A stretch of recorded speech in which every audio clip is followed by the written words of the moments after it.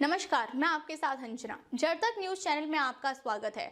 जड़ तक news channel आपको दिखाता है खबरें जड़ तक। आइए देखते हैं आज की खबर। फाइलिंग में गलत बयानी के लिए एडवोकेट ऑन रिकॉर्ड जिम्मेदार। ड्राफ्टिंग एडवोकेट का हवाला देकर नहीं बच सकते, सुप्रीम कोर्ट ने कहा। सुप्रीम कोर्ट ने एक महत्वपूर्ण फैसले में स्पष्ट किया है कि एडवोकेट ऑन रिकॉर्ड AOR किसी भी कानूनी फाइलिंग में गलत बयानी की जिम्मेदारी से यह कहकर नहीं बच सकते कि दस्तावेज किसी अन्य वकील द्वारा ड्राफ्ट किए गए थे। इस निर्णय में सुप्रीम कोर्ट नियमों के तहत AOR की भूमिका और जिम्मेदारियों को विशेष रूप से रेखांकित किया गया है। न्यायमूर्ति अभय S ओका और न्यायमूर्ति उज्जवल भुयान की पीठ ने एडवोकेट ऑन रिकॉर्ड की जिम्मेदारियों पर जोर देते हुए कहा कि उनकी भूमिका केवल दस्तावेजों कोर्ट में प्रस्तुत करने तक सीमित नहीं है। उन्हें यह सुनिश्चित करना आवश्यक है कि केस के सभी दस्तावेज सही तरीके से जांचे और सत्यापित किए गए हैं, चाहे वे किसी अन्य वकील द्वारा तैयार किए गए हों। पीठ ने यह भी कहा कि AOR को यह सुनिश्चित करना होगा कि फाइल किए गए दस्तावेजों में सभी आवश्यक तथ्य शामिल हों और वे सही हों। यदि किसी भी विवरण को लेकर संदेह हो तो AOR की जिम्मेदारी है कि वह या तो